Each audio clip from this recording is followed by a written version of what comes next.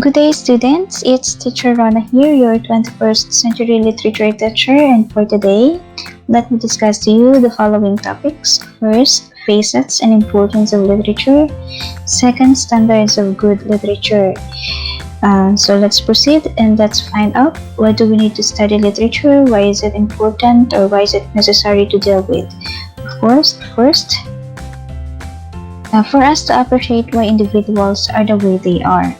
Each person we meet represents a unique concoction of knowledge or various knowledge, beliefs, and experiences. In our own culture, we find an infinite variety of attitudes and personalities, hatreds and bigotries, or intolerance toward those who hold different opinions from oneself, and assumptions as well.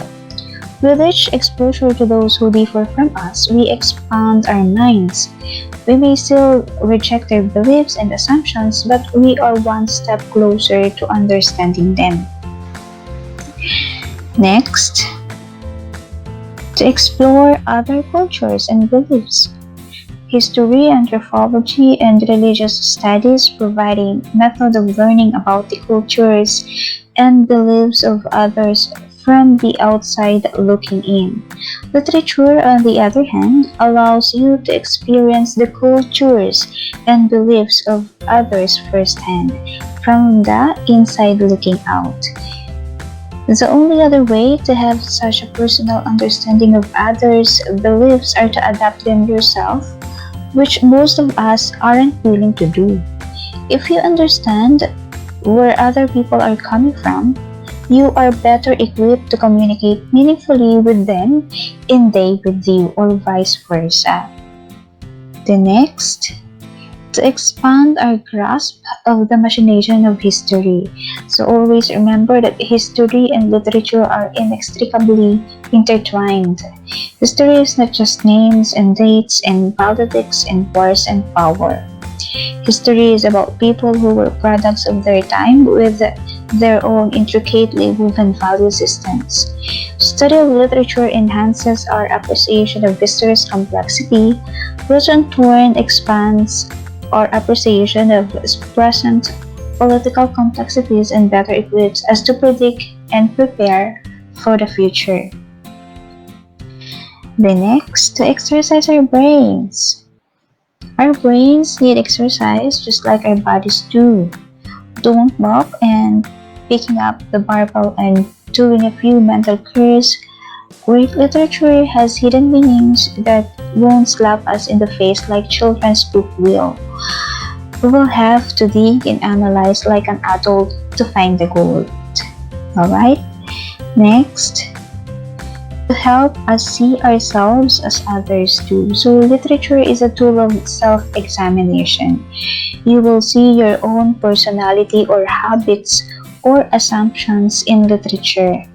The experience may even be painful, while our ego defense systems help us avoid self-scrutiny and ignore others' observations or reactions to us. Literature serves as a mirror, revealing us to ourselves in all our naked and defended glory. Next, to further our mastery of language as well.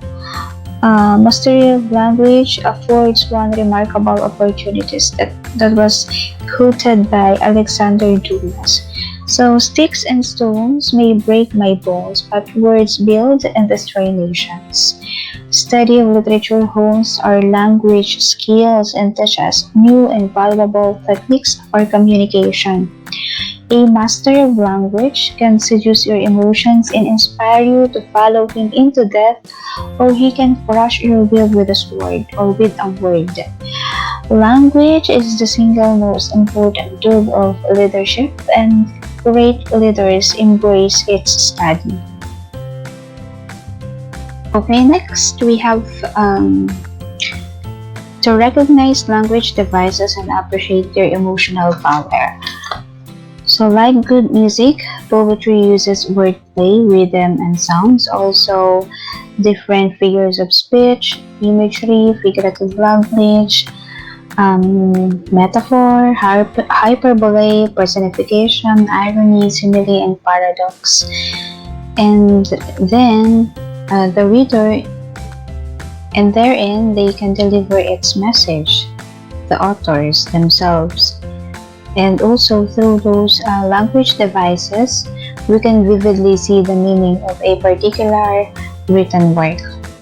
Next, we have to know we are not alone, or another reason why do we need to deal with literature is to know that we are not alone. So others have been where we are, have felt as we feel, have believed as we believe. Paradoxically, we are unique just like everyone else, but we are not alone. Others were here and they survived and may have even learned from it, and so may we. So other people or other readers can find comfort by reading different novels and short stories. Next, we have to refine our judgment. So this involves several aspects of reading.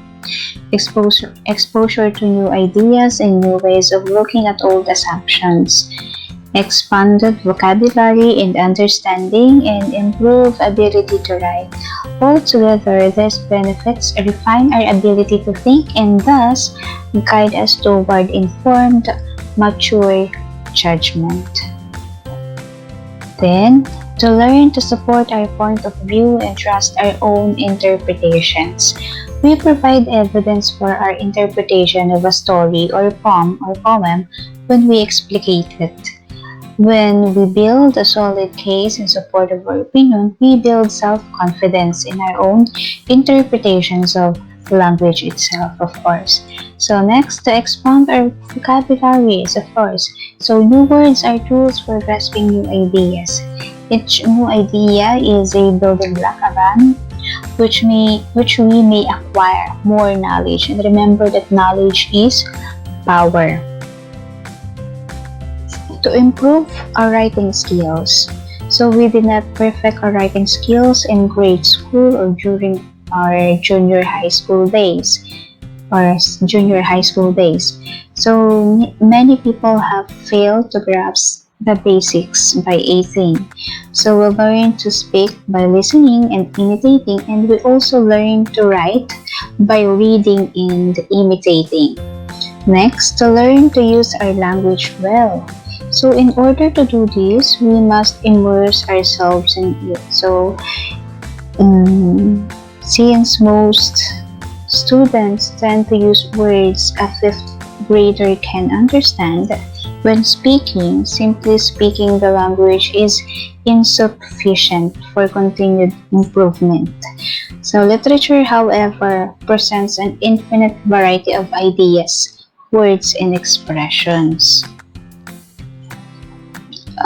Then, another, to improve our reading comprehension. So most people stop improving their reading comprehension in high school, if not before. Improvement in this area pays obvious dividends. Throughout our professional careers, we improve by reading and analyzing what we read. Again, we improve by reading and analyzing what we read. So those are the reasons why we need to study literature. So now let us talk about the origin of the word literature. So literature is derived from the Latin term which is literatura, meaning writing form with letters. So also, literature is most commonly refers to works of the creative imaginations such as poetry, drama, fiction, non-fiction, journalism, and in some instances, song. Also, when we say literature, of course, one of its significance is it represents culture and tradition of a language or nation. So the power of literature, it has through literature we can able to experience someone's culture and someone's tradition by only reading. Next, literature illuminates life. So it is a reflection of life. and it fuels the mind to think, imagine, and create. So sometimes it is our life's story, including its struggles, ideals, failures, sacrifices, and happiness. It likewise appeals to man's higher nature and its needs, emotional, spiritual, intellectual, and creative. And then, exposure to literary works tunes people to greater heights, while deprivation of literature prevents the mind from expanding its horizon. Of course. So, another thing that you have to remember when you say literature also is it entertains and at the same time it gives pleasure. The next, also it fires imagination, amuses noble emotions, and it enriches man by enabling him to reflect on life and by filling him with new ideas. So literature is one of the seven arts. So those seven arts is or are music, dance, theater, painting, sculpture, and architecture. So it is a product of a creative work and the result of which is form and beauty, or result of form and beauty. That is literature.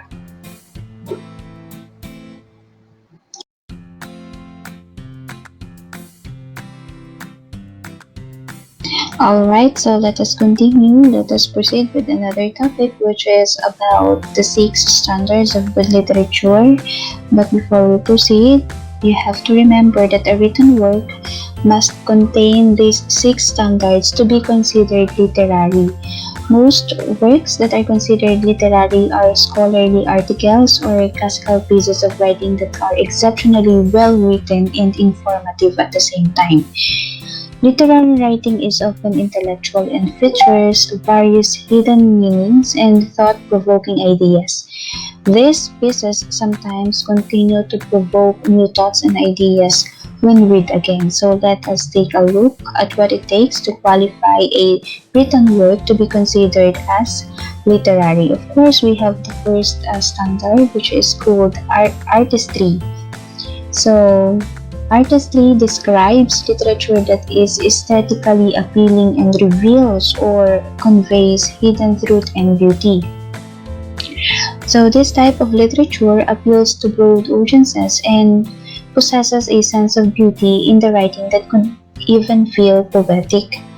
Then next we have also intellectual value. So intellectual value takes readers into a bit of a gray area, or a bit of gray area, as they may have different opinions about what qualifies as intellectual. But from an academic point of view, intellectual works are relevant to society and thought-provoking. Literature with intellectual value promotes critical thinking that enhances both abstract and reason-based thought processes and makes readers focus on the fundamental truths of life and nature. Then the third one, we have suggestiveness, which when we say suggestiveness from the word itself, suggest, or a suggestive piece of literature relies on emotional power to convey nuances, symbolism, implied meanings, imagery, and messages. The power of suggestion allows the work to inspire and provoke thoughts and understanding beyond the actual words written on the page. Next, of course, we also have, or if we have intellectual value, we also have spiritual value.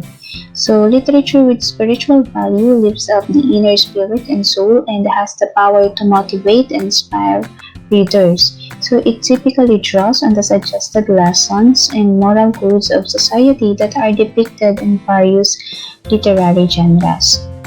Then, aside from the mentioned standards, we also have permanence. So when we say permanence, it is determined by a written work's ability to stand the test of time. Again, to stand the test of time, which makes it impossible to determine at the moment of writing, obviously.